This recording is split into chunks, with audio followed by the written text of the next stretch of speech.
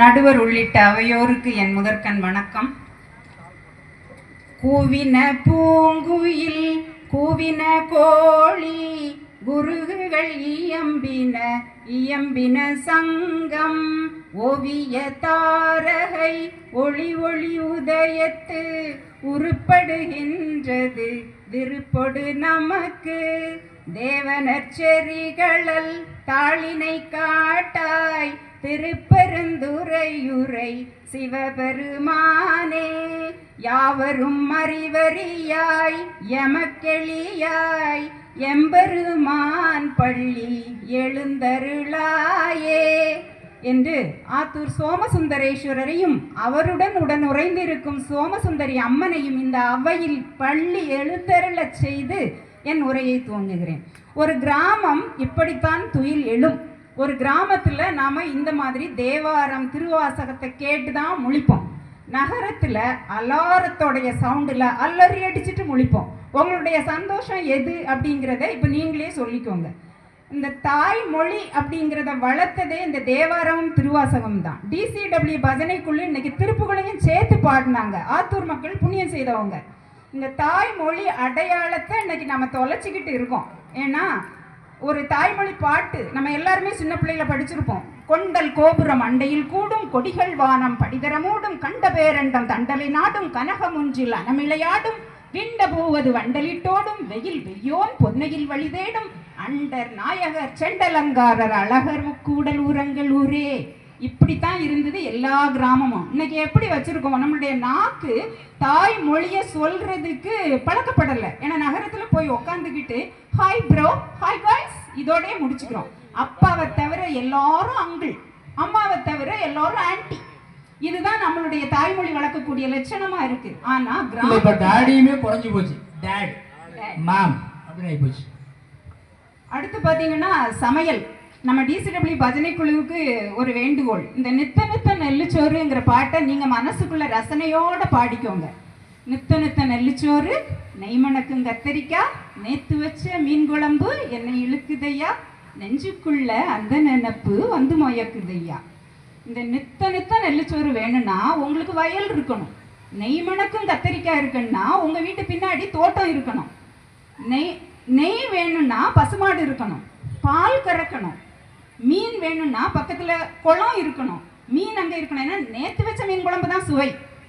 அதை விறகடுப்பில் போட்டு சுண்டை வச்சு அடுத்த நாள் நீங்கள் ரசித்து சாப்பிட்டீங்கன்னா கணவனுக்கு புருஷன் நினைப்போம், புருஷனுக்கு கணவன் நினைப்போம் இருக்கும். இன்னைக்கு நீங்கள் பீட்சாக்கும் பர்கருக்கும் உங்களுடைய நாக்கை அடிமையாக்கி பீட்சாக்காரன் மனைவியையும் பர்கர்காரங்களுடைய மனைவியையும் நினைச்சா எப்படி வாழ்க்கை ரசிக்கும் அப்படிங்கிறது தான் இன்னைக்கு கிராமத்தில் இருக்கக்கூடிய செயற்கை கருத்தரித்தல் மையம். கிராமத்தில் இன்னைக்கு அந்த நிகழ்வு இல்லை.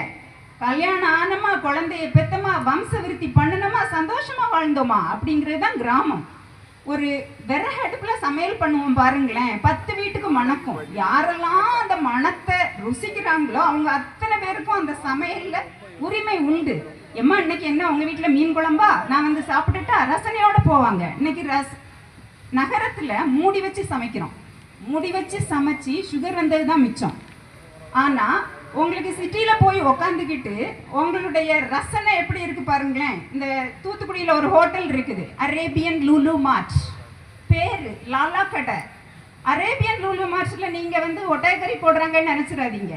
அங்க பாட்டி சமையல், ஆச்சி சமையல், வாழை இலை சமையல். வாழை இலை அப்படின்னு பிளாஸ்டிக் வாழை இலையை கொண்டு போடுவாங்க. இவங்க அங்க போய் நம்ம கிராமத்து ஆட்கள் அங்க போய் ஆர்டர் பண்ணுவாங்க பாருங்களேன். ஐஸ் ரைஸ், அது என்ன தெரியுமா? பழைய கஞ்சி. இதை திங்கிறதுக்கு நீங்க எங்க போறீங்க? அரேபியன் லூலு மார்ட். விறகடுப்புல போட்டு மண்பானையில சமையல் பண்ணி தண்ணியை ஊற்றி அடுத்த நாள் ஐஸ் ரைஸை குடிச்சிட்டு போங்களேன். நகரத்துல போய் உக்காந்துக்கிட்டு உங்களுக்கு என்ன இப்படி ஒரு அற்ப சந்தோஷம்? அடுத்து ஒரு குழந்தை. கிராமத்துல குழந்தைய பாட்டி வளர்ப்பாங்க. ஏன்னா கிராமத்து பாட்டியை இன்னும் வீட்டில் தான் வச்சிருக்கோம். கிராமத்துல வந்து முதியோர்லாம் கிடையாது. ஏன்னா அந்த வீடு பாட்டியோட பூர்வீக வீடு, அவங்க புருஷனுடைய வீடு. எந்த மருமகளும் வந்து வெளியே போன்னு சொல்ல முடியாது. பாட்டி இது என் பண்ணை வீடுன்னு உரிமையா அங்க இருப்பாங்க. அவங்க உரிமையோட பேரனை வளர்ப்பாங்க. ஒரு சாக்குல 10 குழந்தை வளர்ப்பாங்க. இன்னைக்கு நீங்க பேம்பஸை மாட்டி வச்சுக்கிட்டு நோய் எதிர்ப்பு திறன் இல்லாத குழந்தைய நம்ம உருவாக்கி வச்சிருக்கோம். அந்த சிட்டியில பாத்தீங்கன்னா அந்த குழந்தையுடைய வேஸ்ட்ல இருந்தே முட்டையை எடுத்து அதை ஆய்வகத்துல போட்டு வளர்த்து மாத்திரையாக்கி நோய் எதிர்ப்பு திறனுக்கு ஆஸ்க் வேக்சின் 1 அப்படின்னு கொடுக்காங்க. நீங்க வேணா ரெஃபர் பண்ணி பாருங்க. ஆனா நகரத்தில் கிராமத்துல இருக்கக்கூடிய குழந்தை பாட்டியோடைய இடுப்புல இருக்கும், அது பாட்டுக்கு யூரின் போகும், மூக்கு வடிக்கும், கொஞ்சம் வாயில வச்சுக்கும், நோய் எதிர்ப்பு திறன் தன்னால வரும். இந்த குழந்தைக்கு மொட்டை போடணும், காது குத்தணும் அப்படின்னா ஒரு குலதெய்வ வழிபாடு, பாட்டி ஒரு வேண்டுதலை போட்டு வச்சுக்குவாங்க. ஐயா காட்டுச்சொடலை ஐயா, உனக்கு நான் வந்து பொங்க போட்டுறேன் அப்படின்னு ஒரு வேண்டுதல் வைப்பாங்க. இப்போ பங்குனி உத்திரம் வரப்போகுது. நீங்க எந்த அமெரிக்காவில இருந்து லண்டன்ல இருந்தாலும் இங்கே தானே வர்றீங்க. உங்களுடைய குலத்தை காக்குறதுக்கு குலதெய்வம், உங்க சந்தோஷத்துக்கு நகரமா? ஒரு திருவிழா, இப்போ ஆத்தூர்ல பாருங்களேன், திருவிழா நொங்கு, பதநீர், கமர்கட்டு, கல்கோனா, ரப்பர் மிட்டாய், சவுக்கு மிட்டாய், இதுக்கு ஆசைப்பட்டு தானே வர்றீங்க. திருவிழா டைம்ல டிக்கெட்டை பாருங்களேன், சென்னையில இருந்து இங்க வர்றதுக்கு 3500 ரூபா டிக்கெட் போடுவாங்க. உங்களுக்கு நகரம் தான் சந்தோஷம்னா நீங்க அங்க இருக்கலாமே. இங்க வந்து முளைப்பாரி எடுக்கிறது, என்னைக்கு கோயில்ல கால் நாட்டுறாங்களோ அன்னையில இருந்து சாமி மலையேறுற வரைக்கும் கோயில்ல தான். இந்த வில்லுப்பாட்டு, கும்மிப்பாட்டு, கரகாட்டம், கனியாட்டம் அப்படிங்கக்கூடிய கலை பாதுகாப்பு மையம் தான் இந்த திருவிழா. இங்க ஒரு கனியான் ஆடக்கூடிய அந்த கலைஞன் கழுத்துல கட்டக்கூடிய ரூபாய்க்கும் கரகாட்டக்காரியுடைய கழுத்துல கட்டக்கூடிய ரூபாயும் நீங்க சொன்ன உடனே அவங்க அனௌன்ஸ்மெண்ட் கொடுப்பாங்க பாருங்களேன். ஆத்தூர் குச்சிக்காட்டு தர்மராஜ் அவர்கள் 100 ரூபாய் நன்கொடை வழங்கினார்கள், அவர்கள் குடும்பம் வாழ்க அப்படின்னு சொன்ன உடனே உங்களுக்கு ஒரு சந்தோஷம் கிடைக்கும். ஆமா, உங்களுக்கு ஒரு சந்தோஷமான செய்தி. பட்டிமன்றம் நல்லா நடந்துச்சுன்னா 8 பவுன் செயின் போடுறேன்னு பிரகாஷ் சொல்லியிருக்காப்ல.